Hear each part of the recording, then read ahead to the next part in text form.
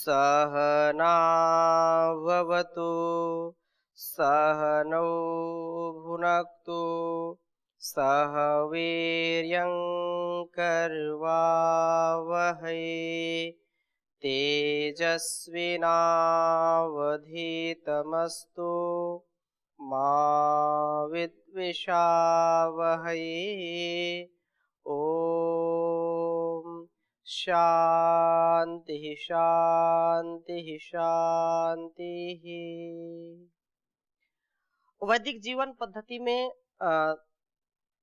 अथर्ववेद के ब्रह्मचर्य सूक्त का हम 13वां मंत्र पढ़ रहे थे और वैदिक जीवन पद्धति को देखने वाले अनेक दर्शकों जिसमें से बहुत निष्ठा से इस कार्यक्रम को देखते हैं, ये हमारा सबका सौभाग्य है कि परम पूज्य स्वामी जी महाराज परम पूज्य आचार्य श्री का यह पावन उद्देश्य जो ऋषियों की परंपरा है, जो वेदों की परंपरा है, वो घर घर में पहुंचे।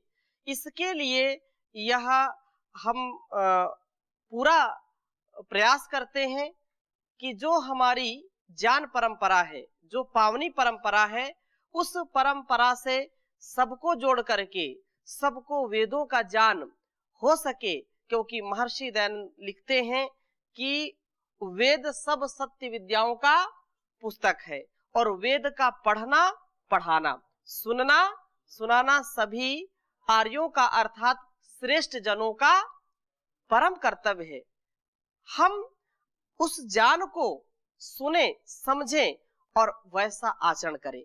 तो अभी जैसे काफी दिनों से हमने ब्रह्मचर्य की चर्चा कर रखी है, तो बहुत ऐसे गृहस्थियों का भी फोन आता है कि हमने तो अपना जीवन इस प्रकार से व्यतीत किया, अब हम इस कार्यक्रम को सुन करके पछताते हैं।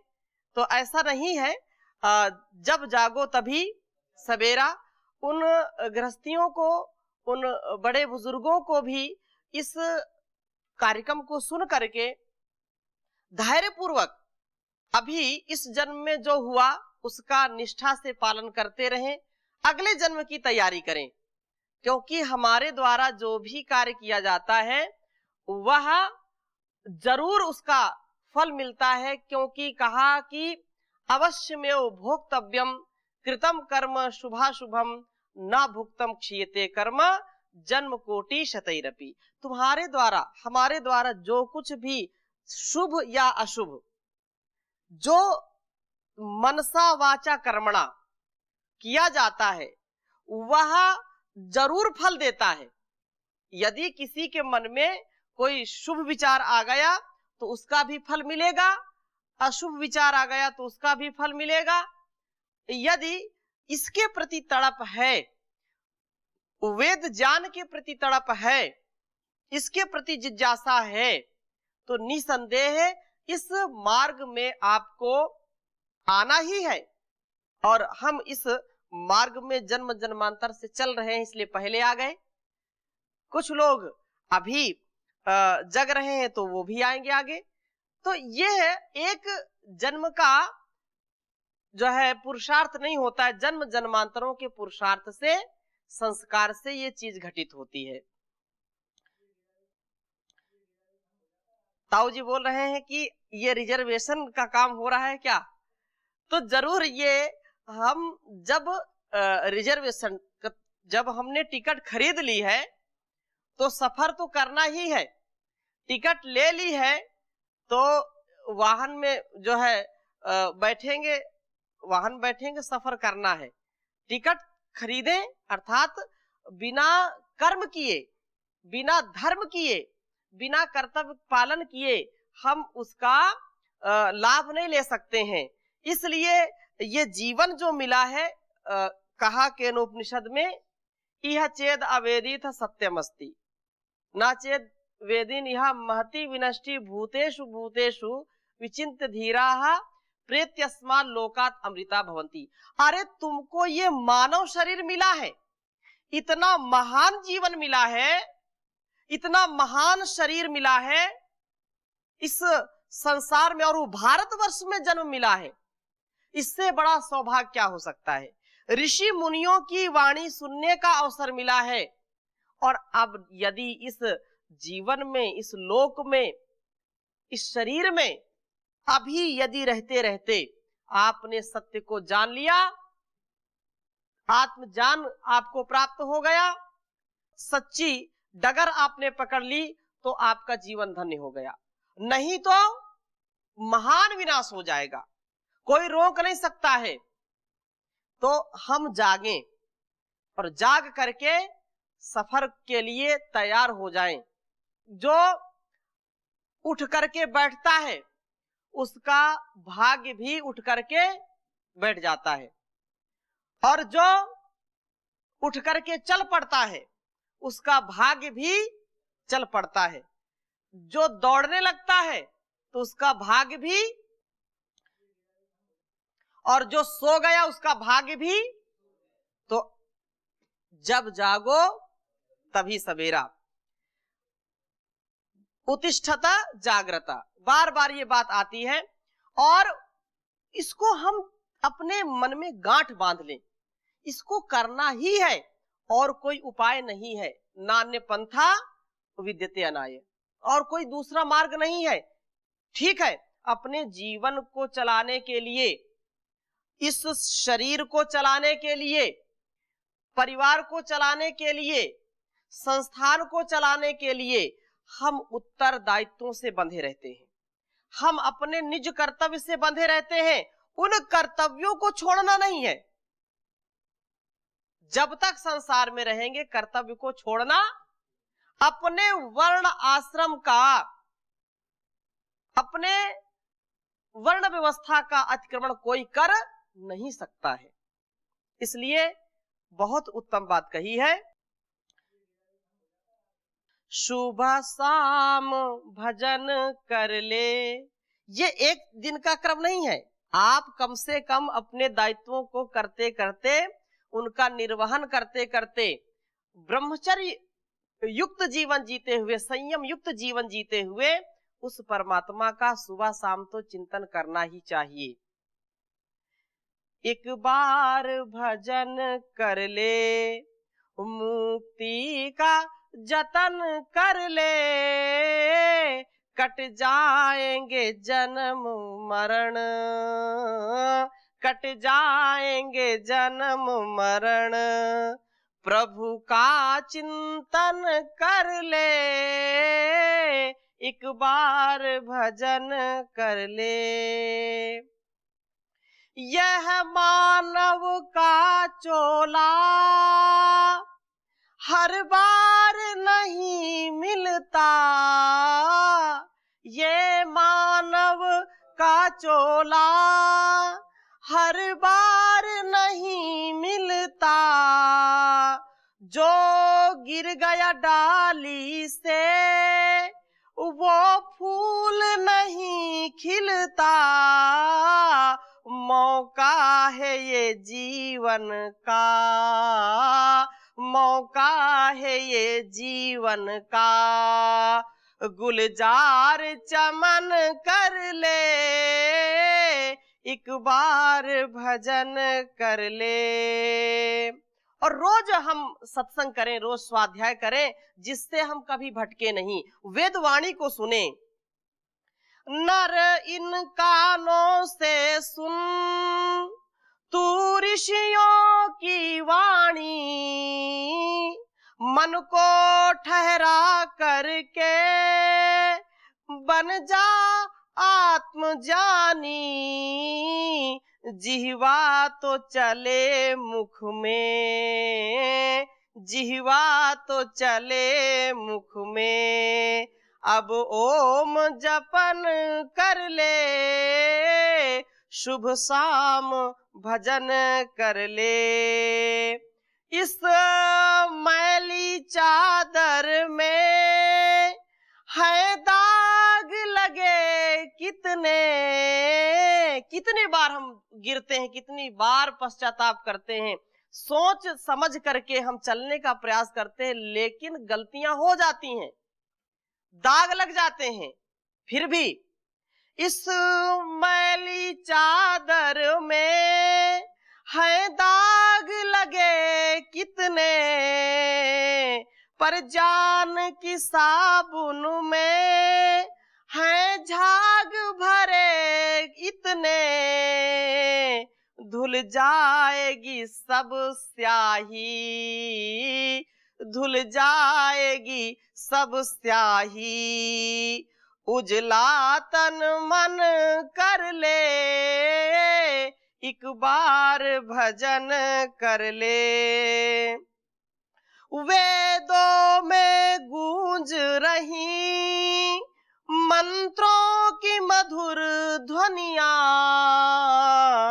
बलिदान के इस युग में तू नहीं गूंथ कणिया, अब तो प्रभु के आगे, अब तो प्रभु के आगे नीची गर्दन कर ले, एक बार भजन कर ले, मुक्ति का जतन कर ले, कट जाएंगे जन्म मरण, प्रभु का सुमिरन कर ले, प्रभु का सुमिरन कर ले।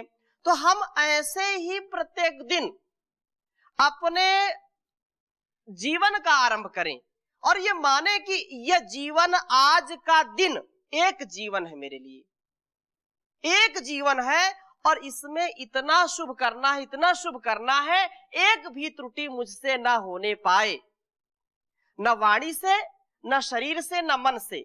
यही बात हम मंत्र में पढ़ रहे थे, 13वें मंत्र में, कि ब्रह्मचारी यह अपने जीवन को इतना उज्जवल कर लेता है, अपने अंदर के प्रत्येक वृत्ति में वाणी, चक्षु, मन आदि प्रत्येक शक्ति के प्रभाव को अपने हृदय में अनुभव करते रहने का अभ्यासी होने के कारण वह बाहर के अग्नि, सूर्य आदि के प्रभावों को भी बड़ी आसानी से अंतरिक्ष में अनुभव कर सकता है और अनुभव करता है अपने हृदय द्वारा, बाहर के अंतरिक्ष में सदा अनुभव करता है। मानो वह जो अग्नि, वाक, सूर्य, चक्षु, ध्यान दीजिए एक एक व्यवहार पर, अग्नि, वाक, सूर्य, चक्षु में प्रत्येक में समिधा रखता है, तो उसमें प्रत्येक की ज्वाला किरण उसे हृदय में या अंतरिक्ष में स्पष्ट रूप से अलग अलग दिखाई देती है,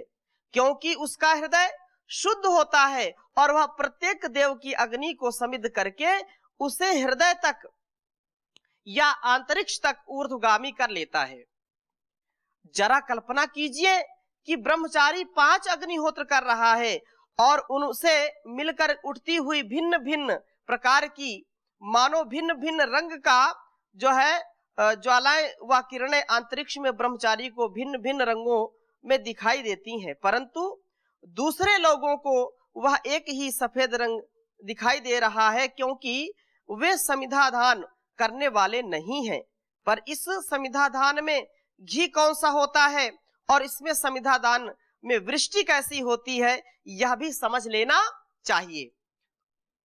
जैसे घी से समिधा प्रज्वलित की जाती है, वैसे इस आंतरिक अग्नि में समिधा प्रज्वलित करने के लिए ब्रह्मचारी को अपने आप को, अपना जीवन, अपना अंतर आत्मा लगा देना होता है। सब कुछ दांव पर लगाना होता है, तब जाकर के ऐसी स्थिति प्राप्त होती है। ऐसा नहीं कि एक ओर से भोग भी करते जाएं और एक ओर से योग की जो सिद्धियां हैं उनकी भी कामना करते जाएं, ऐसा होता नहीं है। कोई घर में झाड़ू लगा रहा है, एक ओर से साफ करता जा रहा है और एक ओर से गंदा करता जा रहा है, तो घर की सफाई होगी क्या कभी? वो सुबह से शाम तक झाड़ू लगाता रहे और एक ओर से झाड़ू लग रही, एक ओर से गंदगी कर रहे हैं, तो ऐसा व्यक्ति कभी भी घर की सफाई नहीं कर सकता है। ऐसी माताएं जो दिन भर घर को लिपती पोतती रहती हैं, घर को सुसज्जित करती रहती हैं, कोई बढ़िया सा वस्तुओं को लगा रहा है और पीछे पीछे कोई बिगाड़ रहा है, तो दिन भर ये क्रम चलता रहेगा तो भी घर सुसज्जित नहीं हो सकता है। पूरा ध्यान रख करके अपने पुरुषार्थ के द्वारा उसको खड़ा करना पड़ता है, लगाना पड़ता है। इसलिए ये कहा कि ये ब्रह्मचारी अपने आप को आहूत कर देता है। जैसे मैंने पहले भी इस बात को कहा था कि बीज यदि अपने आप को मिट्टी के अंदर दबा न दे, यदि कोई बीज ये चाहे कि मेरा अस्तित्व बना रहे और मैं ऐसे अपने अस्तित्व में बना रहूं और मैं बहुत भी हो जाऊं, ऐसा हो सकता है क्या? नहीं हो सकता है। उस बीज को गलना पड़ता है, उस बीज को अपना अस्तित्व मिटाना पड़ता है, तब जाकर के वह अनेक हो जाता है, एक से अनेक होता है, लाखों करोड़ों की संख्या में हो जाता है।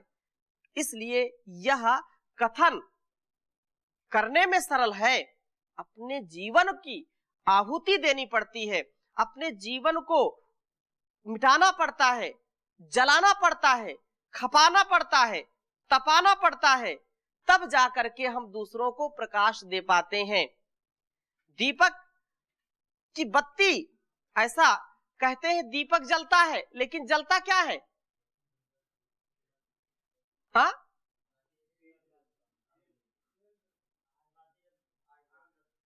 अलग अलग सबके उत्तर हो सकते हैं। कोई बोलेगा दीपक की जो है बत्ती जल रही है, कोई बोलेगा तेल जल रहा है। जो भी हो, कुछ तो जल रहा है कि नहीं जल रहा है? अपने आप को कोई खपा रहा है कि नहीं खपा रहा है? तो इसलिए यदि हम दुनिया को प्रकाशित करना चाहते हैं तो अपने आप को खपाना पड़ेगा, अपने आप को तपाना पड़ेगा। माता पिता अपने आप को कितना तपाते हैं, तब जाकर के इतने सुसंस्कारित संतानों को जन्म दे पाते हैं। अध्यापक, जो सच्चा अध्यापक है, अपने आप को खपाता है, अपने आप को तपाता है, तब जाकर के दूसरों में ज्ञान का आदान कर पाता है। इसलिए ये बात बहुत ही ग्राह्य है। हम सबके जीवन में ये होना चाहिए कि हम अपने जीवन को इतना उच्च बना ले त्याग और तपस्या से। शरीर, इसलिए यहां कहा कि उन समिधाओं का घी पुरुष होता है। शरीरपुर में बसने वाला अंतरात्मा ही पुरुष है, जिसके बिना यह समिधा प्रज्वलित नहीं होती। ब्रह्मचारी जब अग्नि में, सूर्य में अपने व्यक्तित्व की समिधा रखता है तो उसमें उसका पुरुष, हृत पुरुष, उसकी अंतरात्मा घी का काम कर देती है। अंतरात्मा का तेजस्विता उसे शीघ्र प्रज्वलित करा देती है, और जितना पूरी तरह उसमें अंतरात्मा पुरुष का सहयोग होता है, उतने ही वेग से समिधा जल उठती है। एवं समिधा जल का ऊर्ध्वगामी होकर ऊपर से जिस वृष्टि को लाती है, उसे यहाँ आपह शब्द से कहा गया है।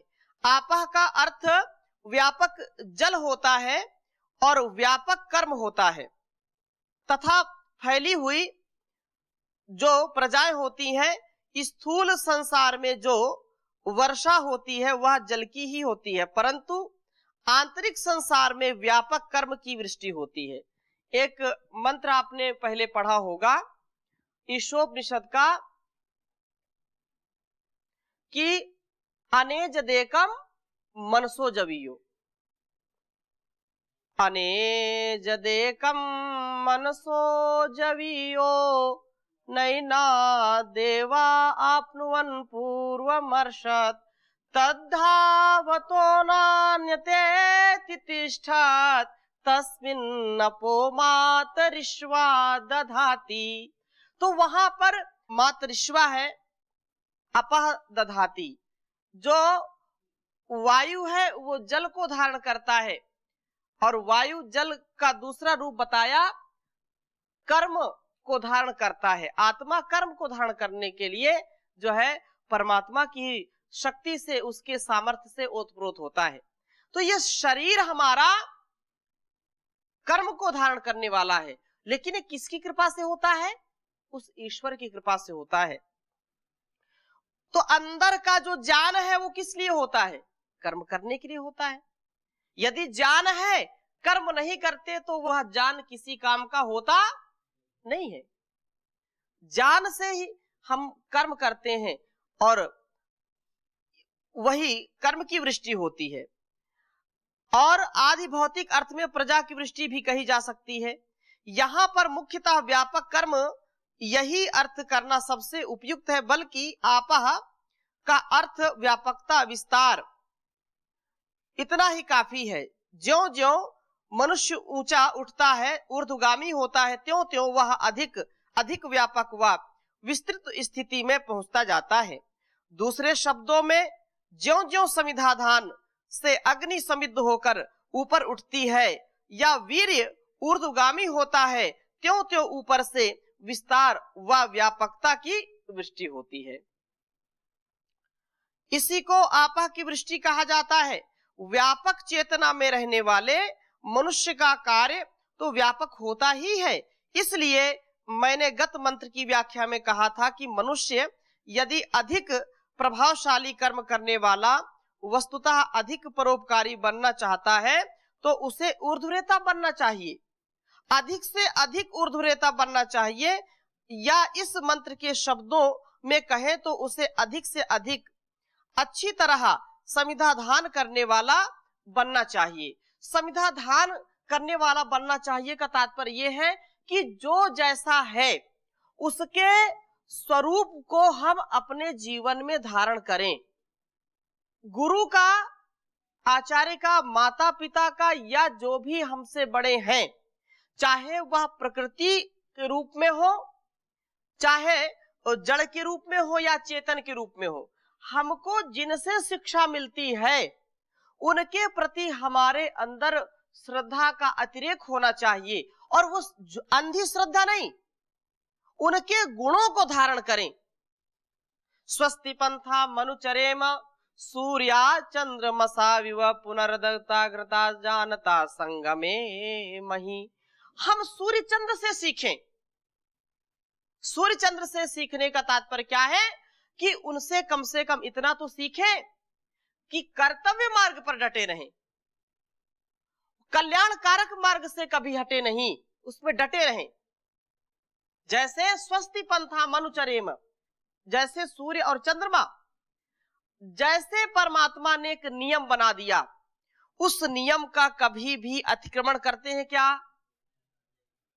एक नियम बना दिया कि इस समय सूर्य उदय होगा, इस समय अस्त होगा, चंद्र इस, यद्यपि सूर्य अस्त उदय होता नहीं है, एक व्यवस्था है, उस व्यवस्था से हमको लगता है सूर्य उदय हो रहा है और अस्त हो रहा है।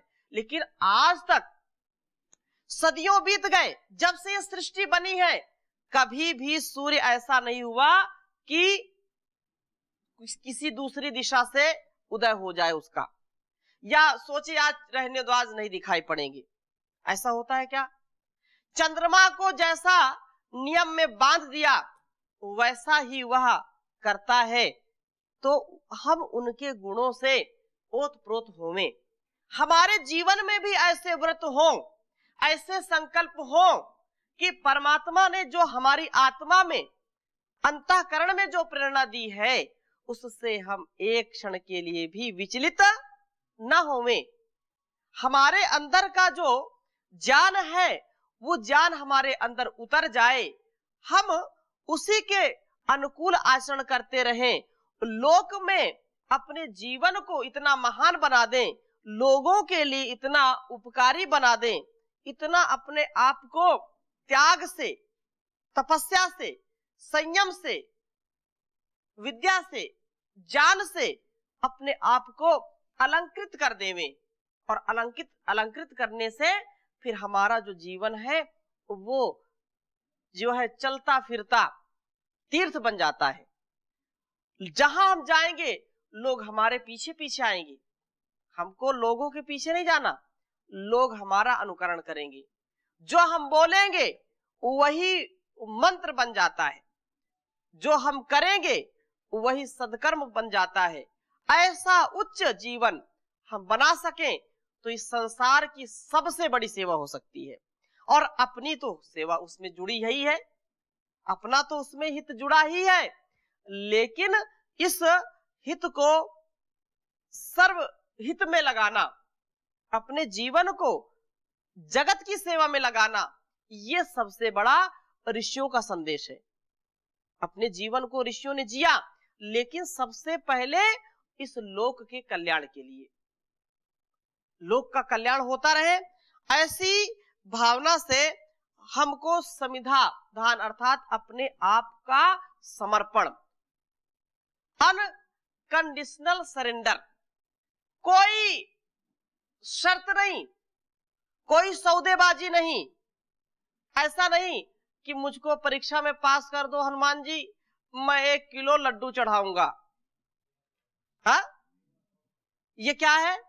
अब हनुमान जी को एक लालच दे दिया, हनुमान जी अब 1 किलो लड्डू के लालच में किसी को पास करेंगे, पुरुषार्थ करना नहीं, ऐसा नहीं। देवता भी उसी का सहयोग करते हैं, उसी का साथ देते हैं जो स्वयं पुरुषार्थी होता है, जो स्वयं अपने कर्तव्य में हमेशा लगा रहता है, देवतागण उसका ही हमेशा पक्ष लेते हैं। तो ऐसा जीवन हम जी सके, देवताओं की संगति में रहें, देवताओं के जो गुण हैं वो हमारे अंदर उतरे, ऐसी भावना से हमको ओतप्रोत रहना चाहिए। तो आज यहीं पर हम विराम देते हैं, शेष चर्चा अगली कक्षा में करेंगे। ओम शांति शांति शांति।